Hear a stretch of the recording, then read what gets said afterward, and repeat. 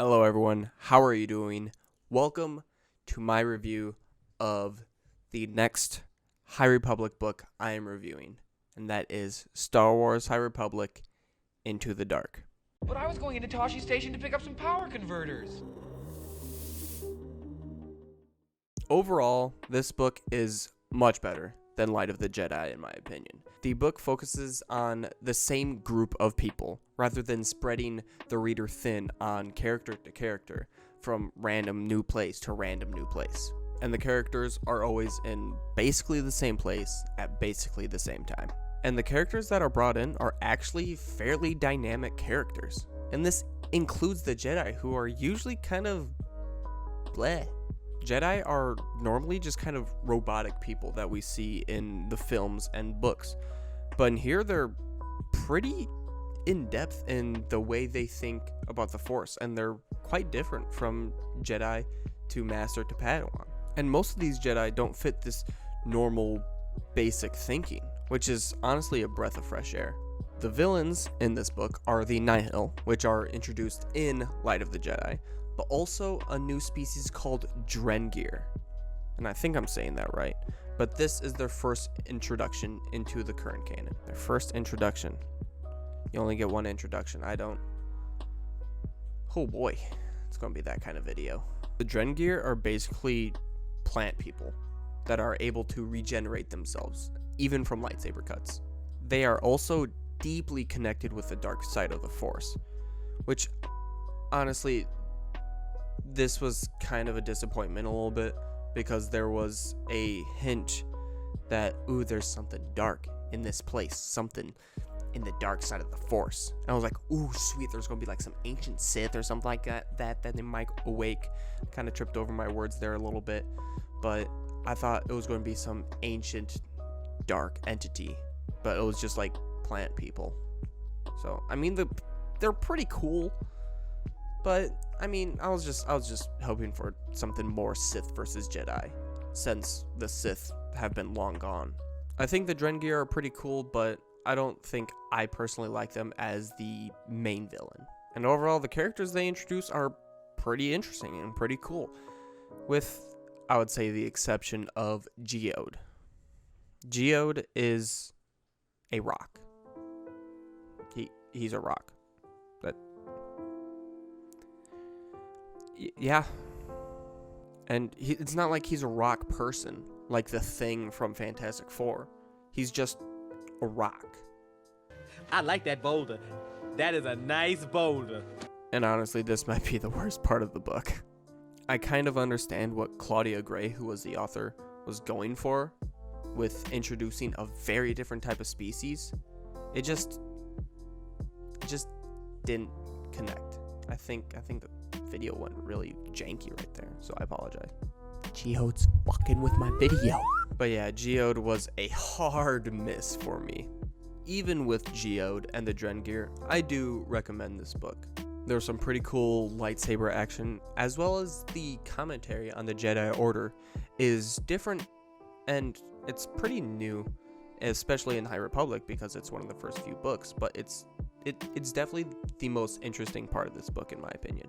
I think after everything, I give Star Wars High Republic Into the Dark a 7.5. It is a much better book than Light of the Jedi in my opinion, but with Geode and the Drengir, they're kind of meh to me. So then it definitely brings down the book from like an 8 or even an 8.5. Because if it was something other than the Drengir that were the dark side stuff, and then it was like some Sith, that would definitely push this up to an 8.5. If done right, of course. Now let's go into a, hopefully, fairly quick spoiler breakdown. And hopefully I will be creating a new video that's a very in-depth plot breakdown of this book. Anyway, let's get to the spoilers. The book begins with Jedi Padawan Reath Silas and his master Jorah Mali, who are chasing down a group of pirates in Coruscant. Reath is introduced as being more of a scholar rather than an adventurer in the Jedi Order. The two are able to stop the pirates and get them arrested. Boom, quick, easy, done introduction. Jorah informs Reath that they will be taking on a new mission out on the frontier in the Outer Rim towards the Starlight Beacon. And as a note, this takes place right before the beginning of Light of the Jedi. When Reith shows up to the transport, he meets up with other Jedi who are taking the transport with him. He meets up with Des Ryden, who is actually an old apprentice of Jorah, Orla Jareni, who is a Jedi Wayseeker, which seems to be a sort of independent Jedi who is going out on her own independently and searching and discovering more about the Force. And Jedi Master Comac Bidus, who is more of a Jedi scholar and mystic, similar to what Reith prefers.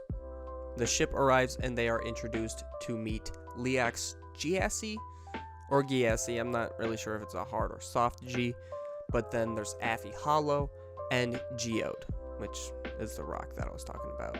But these are the pilot, the co-pilot, and the navigator, respectively. Yes, Geode is the navigator. Makes sense. While they're en route to the Starlight Beacon, Leax informs the Jedi that there is debris just pummeling through the hyperspace, and that hyperspace was broken, and then they have to make a quick stop out of hyperspace. And this is referring to the Legacy Run disaster. After they jump out of hyperspace, we are sent back 25 years to a mission that Orla and Comac are on. Orla and Comac, along with their masters, Master Larrett and Master Simics, are sent to rescue 2 kidnapped royals. The leader of the kidnappers, who is a Lasat, which is actually kind of cool, orders his group to shoot down the Jedi. We are sent back to the present, and they see what seems to be an abandoned space station, and then Reith actually acknowledges and recognizes that this space station is built by the Amaxines, or Amaxines. Again, I'm not sure how to say these words sometimes. Star Wars is interesting on wordplay. The Amaxines are a group of ancient warriors who have long passed and have not been seen for a while. Reith, Des, and Affie enter the station, and as they're exploring the station, Des and Reith actually feel what they call a shadow and come upon a few statues. They return to get Comac and Orla, who are more masterful in the Force, and bring them to the statues, and these two actually recognize that there is the sense of the dark side of the Force, which is the shadow. Affie and Leax kind of go through this whole thing with the guild they work for, and I'm not going to go over it too much because it's not as important to the entire plot of the story, and it's kind of the duller part of the main plot, in my opinion. But in short, they find out, or I guess Affie finds out, Leax already knows, that their guild leader uses indentured pilots, and then they need to pay off their indentured servitude by getting stuff. It's interesting, and it's like, ooh, what's going to happen? But like once you find out, it's like, okay, that's it. Okay. So I'll be focusing on the Jedi throughout this main plot. Back to 25 years earlier, after the Jedi crash, they find out that Master Simics, who is Comac's master, is actually dead from the crash. The remaining Jedi go and find a cave nearby to rest, and they actually find a massive white snake. And now back to present. Reith finds a man who is trying to basically kidnap this girl, and Reith confronts him. The man taunts Reith, and Reith legitimately says, "I understand that prosthetic arms are more advanced than prosthetic legs," and he cuts the dude's arm off at his elbow. Just straight up. It was actually kind of crazy. It was actually a little dark the way they followed up with it, but I thought it was pretty great, honestly. It was really cool. The man literally ran away screaming, saying, "What have you done to me?" So brutal. So awesome. And by the way, it is shown that Reith has a green lightsaber, Comac has a blue lightsaber, and Orla has a mother-f***ing double-bladed white lightsaber.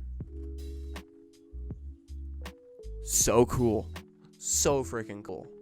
As the Jedi are currently trapped at this station with this dark side presence, a few of them have some visions throughout the course of the book. All the Jedi get together to discuss the darkness, and Des actually brings up the fact that there are these energy rings that are down below that could possibly be protecting whatever the darkness and the dark side is.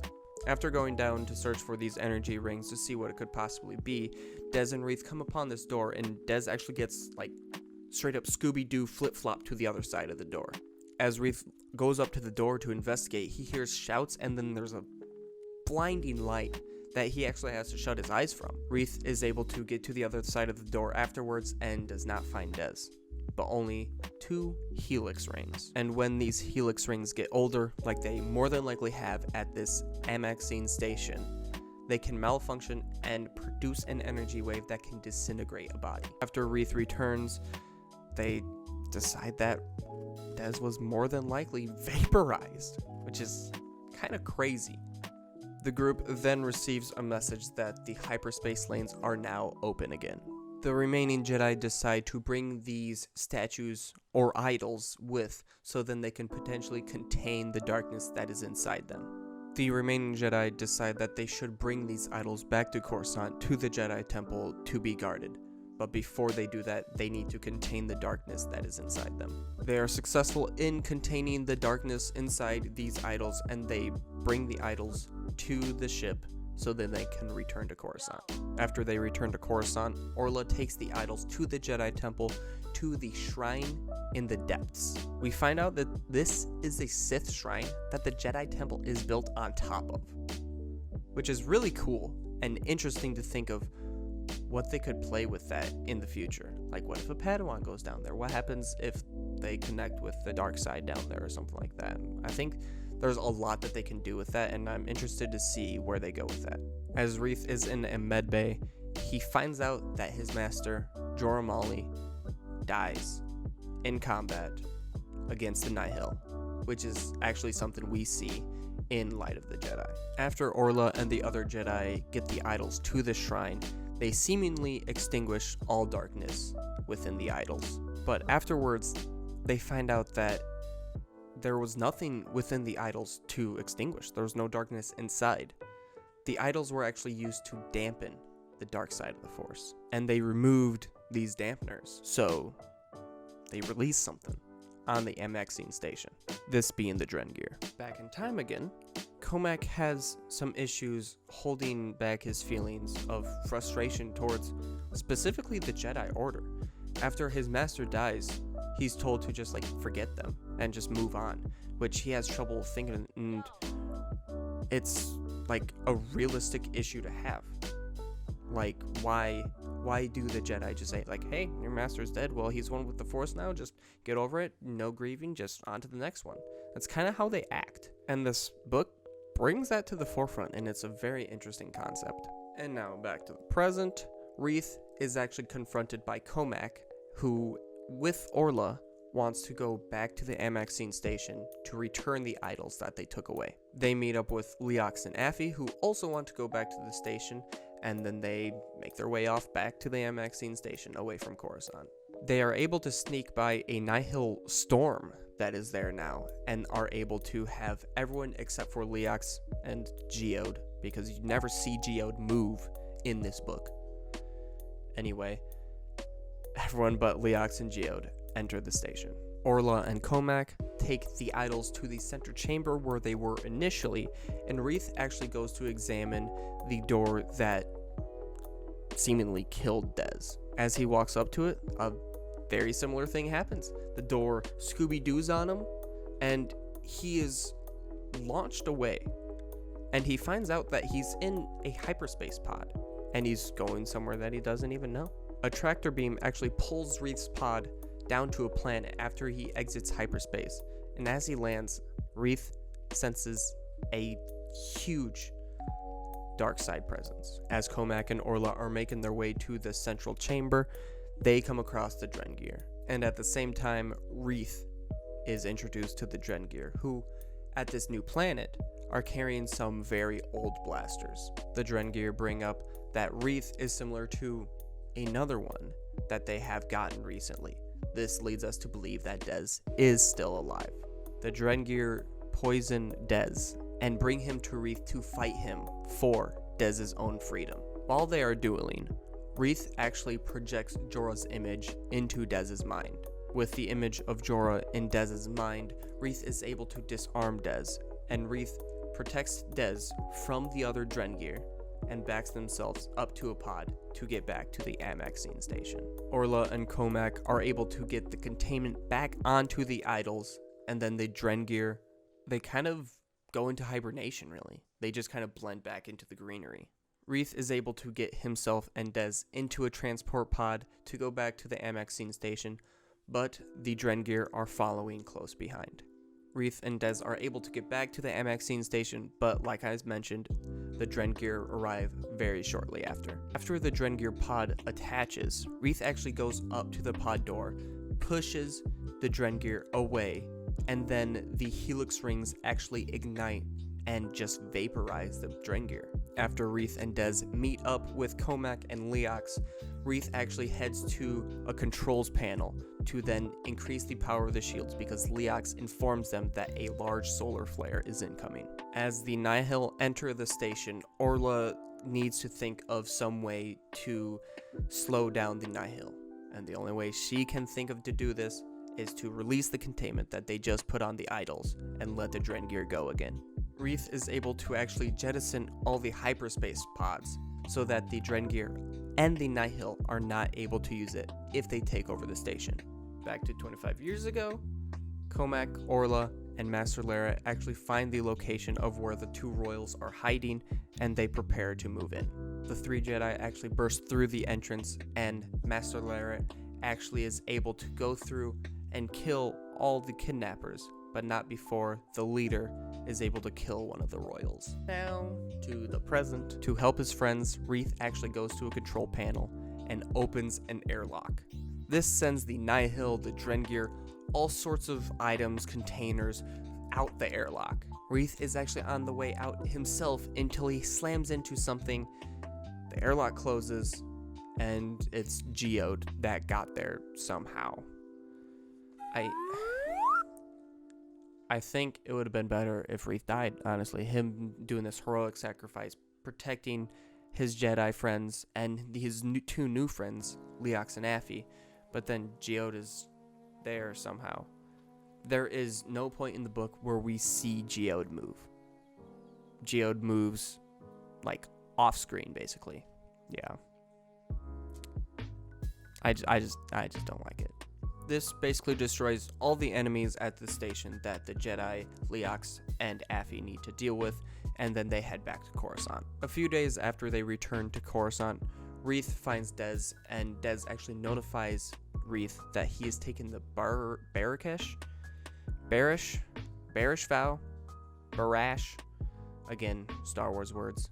But this is basically an in-depth commitment to the Force, and he says he has to do this because his connection with the Force was weakened by his imprisonment from the Drengir. Orla buys herself a new ship, a completely new ship, names it the Lightseeker, and I guess it's kind of a way of mentioning the light of the Jedi and then her being a Wayseeker. It would be kind of cool if she does her own thing. I slammed my wrist on my desk, but if there's a book about just Orla doing just random Jedi stuff throughout the galaxy, I think that'd be pretty cool. Reith actually heads to the Jedi Temple to Comac's meditation chamber and actually asks Comac if he would be his master. Comac accepts, and Reith becomes Comac's first Jedi Padawan learner. The book ends with Comac and Reith attending the Starlight Beacon opening, as well as one of the Nihil who got away, bending to Martian Row. And Martian Row says that the Jedi should fear the Nihil, and that the Nihil will be their destruction. And the book ends. Overall, I think the plot is fairly solid. There's some issues here and there with Geode, and the Drengir I kind of miss sometimes, but overall, I think the commentary on the Jedi Order specifically is probably the most interesting and intriguing part of the book. Now, what am I looking forward to? Now, I don't think there is any plan to follow up with these characters in any book currently, but I would like to see what Comac and Reith's master-apprentice relationship is and what they do. Also, like I mentioned, it'd be cool to see what Orla does in her new Wayseeker role. She has no order to follow, no missions to go on, just to go out into the galaxy and just discover the Force. Other than that, I'm not really too invested in Leox, Affy, or Geode. They're kind of meh characters that I don't have too many investments in. Other than that, we'll see the Nihil in the follow-up to Light of the Jedi, The Rising Storm, and we'll see where they go from there, which the Nihil are probably the most interesting part of that book, I will say. Yeah, I hope this didn't go too long because my recording's at 50 minutes already, so hopefully I was able to cut down the plot into some fairly quick bits of how it goes. I'm glad I just kind of ignored Affy and Leoxin, that whole kind of subplot, because that's not nearly as interesting as the main Jedi plot. If you read it, what did you think? Are you kind of meh on the Geode? I'm sure a lot of people are meh on the Geode, let's be real. There's going to be very few people that like Geode. And if you're a Geode stan, let me know in the comments below. If you enjoyed this video, please hit me up with a like and a subscribe if you are interested in seeing more Star Wars content. I'm going to try to pump out videos more often because I'm very hit and miss on how frequently I upload these videos, which I'll try to work on. I also stream on Twitch if you're interested in checking that out at the link in the description, twitch.tv/werewolf123. I want to thank you all for watching. Let me know again what you think about Into the Dark, and may the Force be with you.